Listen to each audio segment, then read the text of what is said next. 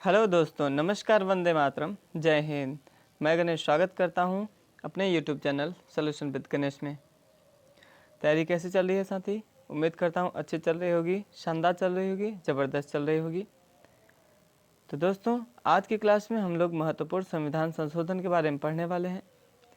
और आज की क्लास अपनी है जो वो दूसरी कक्षा है, यानी पार्ट 2 जो है हम लोग कल पढ़ चुके हैं। आज पार्ट 2 हम लोग पढ़ने जा रहे हैं, ठीक है। और ये आपको पता ही होगा कि भारत सीरीज़ जो चल रही है, ये भारत सीरीज़ आपकी टोटल 10 दिनों तक चलने वाली है, जिसमें 10 दिन में 10 टॉपिक कवर होने वाले हैं, ठीक है। और इससे केवल एक क्लास से आपके 5 नंबर पक्के होने वाले हैं, इतना आप ध्यान में बैठा लीजिएगा, ठीक है। और ये महत्वपूर्ण जो संविधान संशोधन है, ये आपके एग्ज़ाम में काफ़ी ज़्यादा पूछा जाता है, काफ़ी ज़्यादा महत्वपूर्ण होने वाला है, इसलिए आप इसको अच्छे से रट लीजिए। अगर याद नहीं होता तो रट लीजिए। बढ़ते हैं अपनी क्लास की ओर। हम लोग कल 1 से लेकर के 71 के पहले तक, यानी 71 तक लगभग हम लोगों ने कल संशोधन को पढ़ लिया था। आज हम लोग 71 से स्टार्ट करने वाले हैं और नवीनतम संविधान संशोधन तक पढ़ेंगे, जितने भी प्रमुख संशोधन हैं, ठीक है। तो यहाँ CA का मतलब आप लोग समझते होंगे, कॉन्स्टिट्यूशनल अमेंडमेंट, ठीक है, कॉन्स्टिट्यूशनल अमेंडमेंट। 71वां संविधान संशोधन, इसके बारे में हम लोग पढ़ते हैं।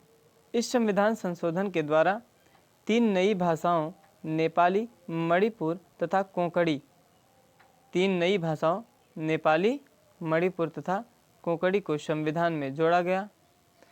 इसके बाद 73वें संविधान को देखते हैं।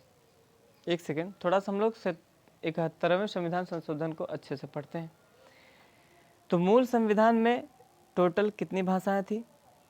भाषा पहली बात आप जान लीजिए, 8वीं अनुसूची में है और मूल संविधान में टोटल 14 भाषा थी, टोटल 14 भाषा थी। इसके बाद आपकी 15वीं भाषा कौन सी जोड़ी गई थी? तो आपकी जो 15वीं भाषा है वो आपकी जोड़ी गई थी सिंधी को। सिंधी को आपकी जो 15वीं भाषा बनाई गई। इसके बाद जो 71वां संविधान संशोधन है, इससे 3 भाषाओं को जोड़ा गया। कौन कौन से? नेपाली, मणिपुर, कोंकणी। इसके बारे में आप एक ट्रिक भी याद कर सकते हैं, नमक, न म क, नमक। न से नेपाली, म से मणिपुरी और क से कोंकणी। ये 3 भाषा को आप याद कर सकते हैं। कौन से संविधान संशोधन से जोड़ा गया? तो ये 71वें संविधान संशोधन से जोड़ा गया, ठीक है। अब हम लोग बढ़ते हैं 73वें संविधान संशोधन पर। इस संविधान संशोधन द्वारा पंचायती राज से संबंधित 11वीं अनुसूची जोड़ी गई थी। 11वीं अनुसूची जोड़ी गई कौन से अमेंडमेंट से? तो 73rd अमेंडमेंट, ठीक है साथी। और 11वीं अनुसूची जो है वो किससे संबंधित है? पंचायती राज से संबंधित है, ये आपको याद रहना चाहिए। क्लियर है? 74वां संविधान संशोधन, इसके द्वारा नगर पालिका से संबंधित संविधान में 12वीं अनुसूची जोड़ी गई। 12वीं अनुसूची जोड़ी गई 74वें संविधान संशोधन के द्वारा। और 12वीं अनुसूची जो है किससे संबंधित है? नगर पालिका से है। क्लियर है? बढ़ते हैं अपनी आगे क्लास की ओर।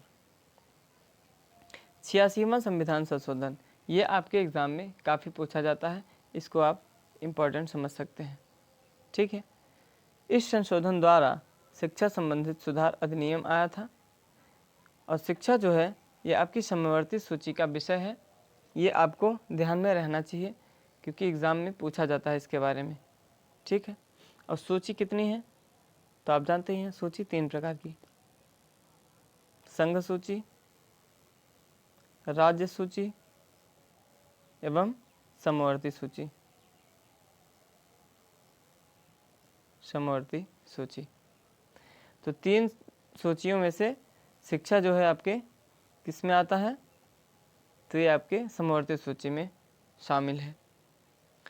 और भारतीय संविधान में शिक्षा जो है यह आर्टिकल 21 के क में, यानी जो अनुच्छेद 21 का क है उसमें निःशुल्क शिक्षा का प्रावधान है, निःशुल्क शिक्षा का प्रावधान है।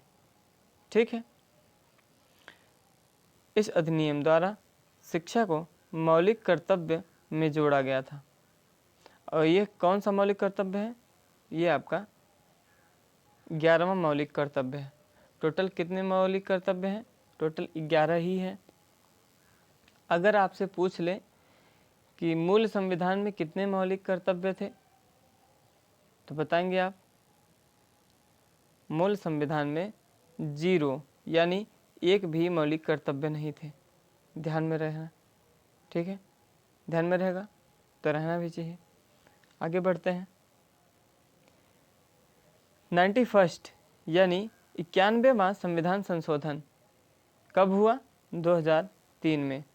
यह संविधान संशोधन मंत्रिपरिषद से संबंधित है। मंत्रिपरिषद से यानी कितने मंत्री हो सकते हैं, कितने होते हैं, ठीक है? तो मंत्रिपरिषद में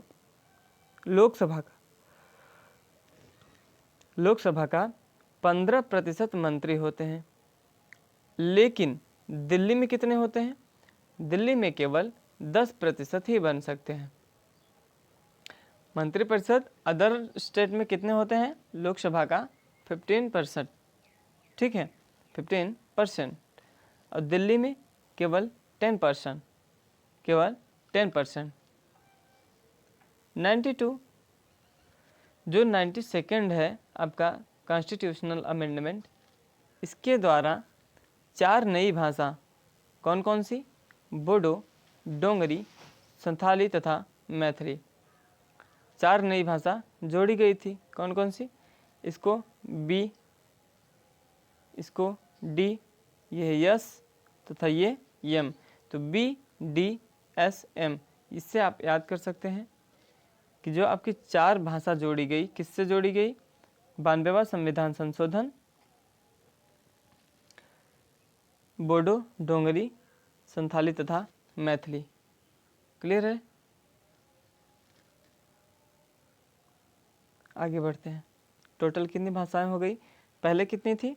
पहले मूल संविधान में टोटल भाषाएं थी 14। इसके बाद 1 जोड़ी गई सिंधी, उसके बाद 3 जोड़ी गई कौन सी? नमक यानी नेपाली, मणिपुर, कोंकणी।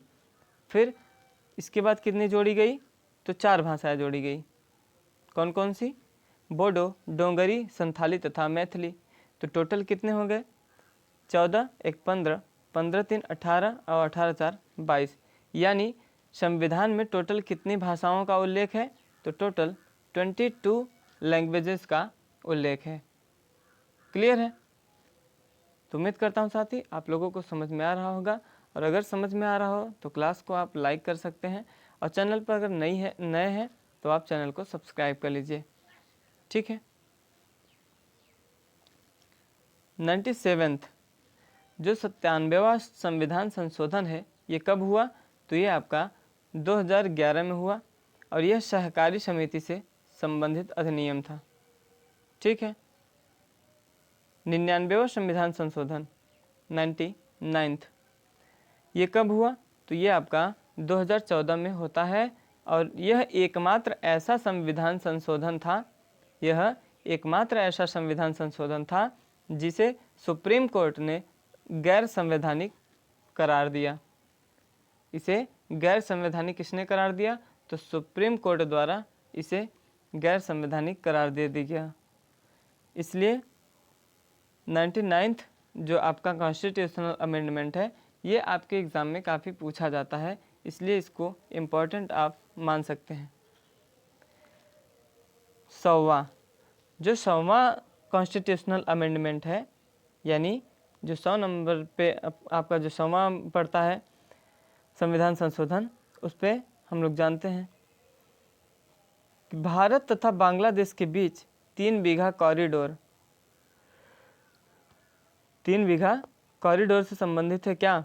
100वां संविधान संशोधन अधिनियम। ठीक है। आगे चलते हैं। 101वां संविधान संशोधन।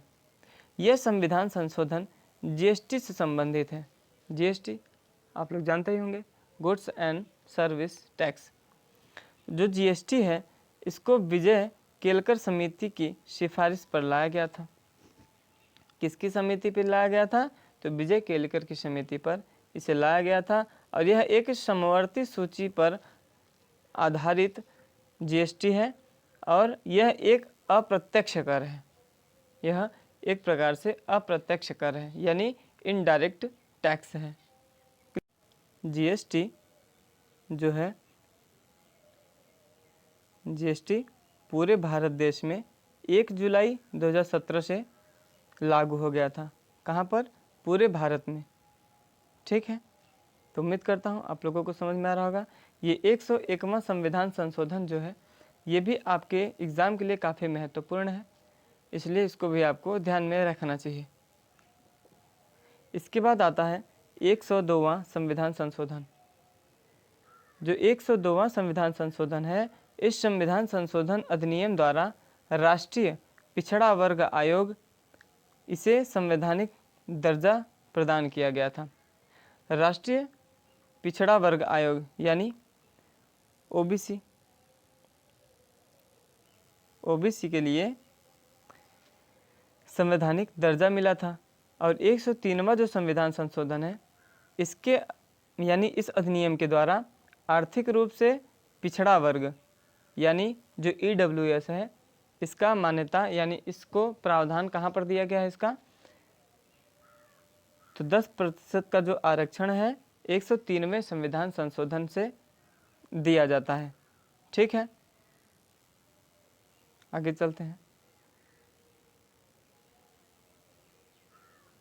104वां संविधान संशोधन ये कब हुआ? तो 104वां जो संविधान संशोधन हुआ ये 2019 में होता है। इस संविधान संशोधन अधिनियम के द्वारा SC/ST सीटों का रिजर्वेशन प्रदान किया गया। SC/ST सीटों का रिजर्वेशन प्रदान किया गया। 105वां संविधान संशोधन। जो 105वां संविधान संशोधन है इस अधिनियम में 102वां संविधान संशोधन जो आपका है यानी पिछड़ा वर्ग आयोग, उसमें पिछड़ा होने का तय करना, यानी कौन पिछड़ा है कौन नहीं है यह तय करना किसके कौन से अधिनियम के अंतर्गत आता है? तो 105वें संविधान संशोधन अधिनियम के अंतर्गत आता है। क्लियर है? तो उम्मीद करता हूँ साथी आप लोगों को समझ में आ गया होगा और आप लोग अपनी तैयारी को अच्छे ढंग से कर रहे होंगे। तो दोस्तों जो भी भाई मेरे अभी तक मेरे चैनल से नहीं जुड़े हैं वो चैनल से जुड़ जाएं, चैनल को सब्सक्राइब कर लें और बेल आइकन को प्रेस कर लें। और सभी क्लासेस आप यहाँ पर पाएंगे जो कि जीके जीएस में आपके लिए काफ़ी इंपॉर्टेंट सिद्ध होने वाले हैं। ठीक है, तो मिलते हैं कल शाम 7 बजे। आज की कक्षा में बस इतना ही। और क्लास कैसी लगी आप लोग कमेंट बॉक्स में ज़रूर बताइएगा और लाइक ज़रूर कीजिएगा क्लास ख़त्म होने के बाद। तो मिलते हैं कल शाम 7 बजे। आज के लिए बस इतना ही। नमस्कार, वंदे मातरम, जय हिंद।